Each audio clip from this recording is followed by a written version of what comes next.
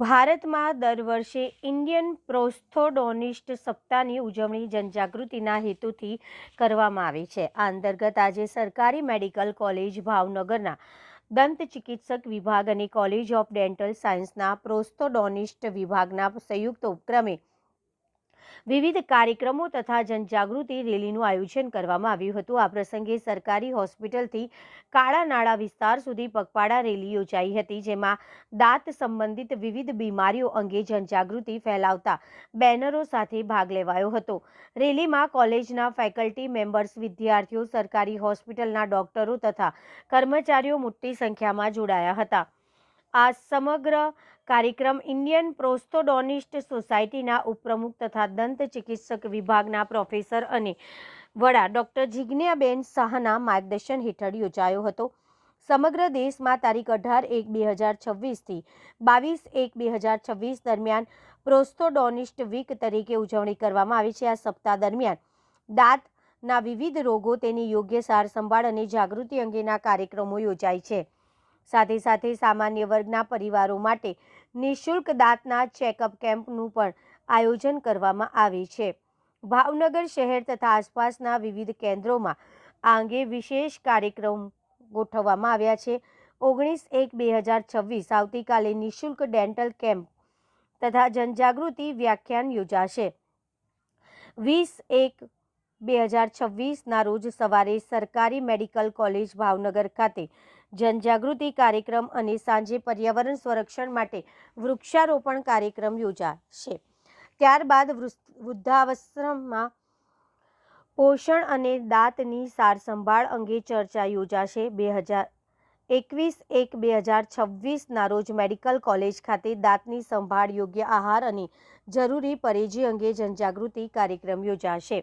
જ્યારે 22/1/2026ના રોજ Amargadh G3 dental કોલેજના સંયુક્ત સહયોગથી ગ્રામ્ય વિસ્તારના દર્દીઓ માટે દાંતની ચોકઠાની ડિલિવરી તથા વિવિધ દંત રોગોની તપાસ કરવામાં આવશે. આ ઉપરાંત જનજાગૃતિ વધારવા માટે શેરી નાટકો, પોસ્ટર સ્પર્ધાઓ સહિતના વિવિધ કાર્યક્રમોનું આયોજન કરવામાં આવ્યું છે. આ રીતે સમગ્ર દેશમાં તેમજ ખાસ કરીને ભાવનગરના ઇન્ડિયન પ્રોસ્થોડોનિસ્ટ સોસાયટીના ઉપક્રમે 22 જાન્યુઆરીએ પ્રોસ્થોડોનિસ્ટ દિવસની ભવ્ય ઉજવણી કરવામાં આવી રહી છે.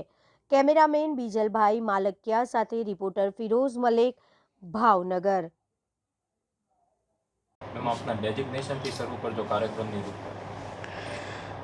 હું ડૉક્ટર જિજ્ઞા શાહ, પ્રોફેસર અને head of the department, government medical college, department of ડેન્ટિસ્ટ્રીમાં છેલ્લા 30 યર્સથી ફરજ બજાવી રહી છું અને હાલમાં ઇન્ડિયન પ્રોસ્થોડોન્ટિક સોસાયટીના વાઇસ પ્રેસિડેન્ટ તરીકે મારી નિમણૂક થયેલ છે. આજના દિવસે એટલે કે 18 જાન્યુઆરીએ 22મી તારીખ પ્રોસ્થોડોન્ટિસ્ટ ડે તરીકે ઇન્ડિયન પ્રોસ્થોડોન્ટિક સોસાયટીએ ઉજવવાનું નક્કી કરેલું છે ને છેલ્લા ઘણા વર્ષોથી પ્રોસ્થોડોન્ટિસ્ટ ડે તરીકે 22મી જાન્યુઆરીને ઉજવાઈ રહ્યું છે. જે અનુક્રમે 18 તારીખથી લઈ અને 22 તારીખ સુધી વિવિધ જનજાગૃતિ અને દર્દીઓના લાભાર્થે અલગ અલગ કાર્યક્રમોનું આયોજન department of dentistry medical college દ્વારા કરવામાં આવેલું છે. જે અંતર્ગત આજે સવારે 8 થી 9 એક સ્માઇલ વોક અને અવેરનેસ વોકાથોન અને સાયક્લોથોનનું આયોજન કરવામાં આવ્યું હતું.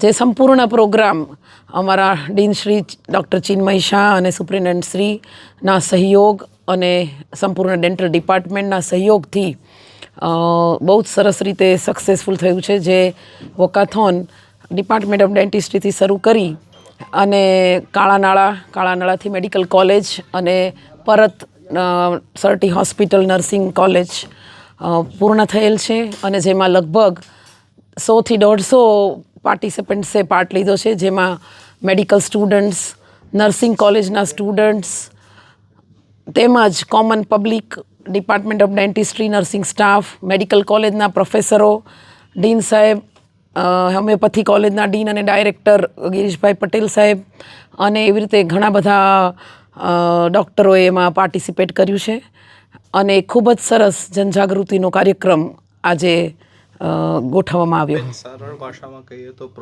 પ્રોસ્થોડોન્ટિસ્ટ એટલે શું? પ્રોસ્થોડોન્ટિક્સ એટલે એ ચોકઠાના નિષ્ણાત જેને આપણે કહીએ, પણ હવે માત્ર ચોકઠાના નિષ્ણાત કેવું થોડું ઓછું પડે. એટલે પ્રોસ્થોડોન્ટિસ્ટ એટલે જે તમારો દાંત નીકળી ગયો હોય અથવા તો જડબાનો કોઈ ભાગ નીકળી ગયો હોય અથવા તો કાઢવો પડ્યો હોય એને રિપ્લેસ કરવાનું કામ જે છે એને પ્રોસ્થોડોન્ટિક્સ કહેવાય. જેમાં રિમૂવેબલ ડેન્ચર્સ એટલે કે ચોકઠા, ફિક્સ દાંત, સ્ક્રૂ નાખીને ફિક્સ કરવાની સારવાર, આખા મોઢાના બધા જ દાંત પર કેપ પહેરાવવાની, જેને ફૂલ માઉથ રિહેબિલિટેશન કહીએ છીએ. કેન્સર પછી જે લોકો દર્દીઓ જડબા ગુમાવતા હોય, નાક ગુમાવતા હોય, આંખ ગુમાવતા હોય, કાન ગુમાવતા હોય, એ બધું જ રિપ્લેસમેન્ટ કરવાનું જે કામ છે એ પ્રોસ્થેટિક ડેન્ટિસ્ટ્રીમાં આવે. અને આ સિવાયના સ્માઇલ ડિઝાઇનિંગ છે, લેમિનેટ, વિનિયર્સ, એટલે આવી અનેક પ્રકારની સ્પેશિયાલિટી સેવાઓ આ બ્રાન્ચમાં કરવામાં આવે છે. અને એનો આ દિવસ 22 જાન્યુઆરી અમે ઉજવીએ છીએ કે જેથી દર્દીઓમાં અવેરનેસ વધે અને દાંતની ખૂબ સાર સંભાળ લે અને દાંત ગુમાવે જ નહીં. આખો આ સપ્તાહ ઉજવવામાં આવે છે, શું કારણ, સમાજને શું ફાયદો? આ સપ્તાહ ઉજવવા પાછળ સમાજને મેઇન તો જનજાગૃતિ થાય અને પોતાના દાંતની સંભાળ લેતા થાય. આ ઉપરાંત જે ગરીબ દર્દીઓ છે જેની માટે અમે લોકો દર વર્ષે એક ફ્રી ચોકઠાનો કાર્યક્રમ રાખીએ છીએ. જે ચોકઠું આપણે લગભગ 10-15 દિવસે બની શકતું હોય, જેમાં 5 વખત દર્દીઓના માપ લેવા પડતા હોય છે અને એમને 5 વાર બોલાવવા પડતા હોય છે. જે અમે આ વખતે 2 જ દિવસની અંદર 50 ચોકઠા દર વર્ષે કરીએ છીએ. 50 દર્દીઓ, જે ગરીબ દર્દીઓ છે, ગામડેથી ભેગા કરી અને એમને 2 દિવસમાં ચોકઠું બનાવીએ અને એમને આપીએ છીએ. અને જે સંપૂર્ણપણે ફ્રી ઓફ કોસ્ટ અમે કરતા હોઈએ છીએ. અને પ્લસ આખું અઠવાડિયું ફ્રી ડેન્ટલ ચેકઅપ.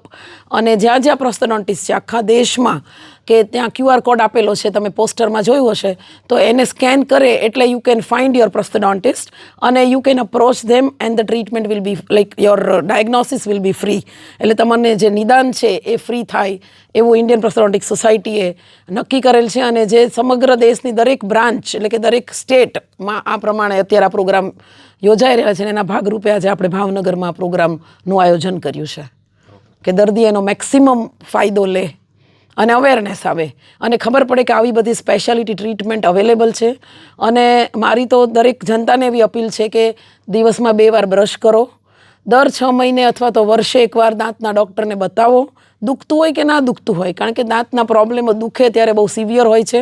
એટલે દુખતા પહેલાં બતાવો. પાન, મસાલા, તમાકુ, સોપારીથી આ દૂર રહ્યો. કારણ કે આપણા સ્પેશિયલી ગુજરાતમાં અને સૌરાષ્ટ્રમાં highest number of oral cancer અત્યારે થઈ રહ્યા છે. તો એના પ્રિવેન્શન માટે આપણે બધા સાથે મળી અને પ્રયાસ કરીએ અને બધાને એક અવેરનેસ લાવીએ કે દાંતની સંભાળ અત્યંત જરૂરી છે જો સ્વસ્થ રહેવું હોય અને સ્વસ્થ આ દુનિયાને છોડવી હોય. અને આ સિવાય કોઈ પણ પ્રકારના દાંતના પ્રોબ્લેમ હોય તો તરત ડૉક્ટરને મળવું. કારણ કે દાંત ગુમાવ્યા પછી તો તમારે અમારી પાસે આવવાનું જ છે, પણ દાંત ગુમાવવા જ ન પડે અને ચોકઠા કે ફિક્સ દાંત કે ઇમ્પ્લાન્ટ એ કશું ના કરાવવું પડે. પણ જો એવું થાય તો દાંત કઢાવ્યા પછી તરત જ ડૉક્ટરનો સંપર્ક કરો. બહુ લાંબો ટાઈમ ન કાઢો. કારણ કે દાંત કઢાવ્યા પછી દાંતની, જો તમે 6 મહિના, વર્ષ સુધી દાંત નખાવતા નથી તો દાંતની આખી ગોઠવણ બદલાઈ જાય છે. આપણને એમ છે કે દાંતમાં કાંઈ વાંધો નથી આવતો, પણ એવું નથી હોતું. દાંત કઢાવી નાખીએ એટલે દાંત એની જગ્યાએથી હલવા માંડે છે. એ આગળ ડ્રિફ્ટ થઈ જાય, ઉપરથી દાંત નીચે આવી જાય, એટલે કોઈ સ્પેસ રહેતી નથી. અને પ્લસ આખું બેલેન્સ ખોરવાઈ જાય, એટલે તમને ચાવવામાં મુશ્કેલી પડે.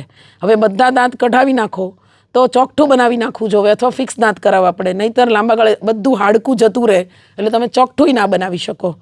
એટલે આવા અલગ અલગ પ્રકારના અનેક પ્રશ્નો થાય જો દાંત કઢાવ્યા પછી આપણે દાંત નથી નખાવતા તો.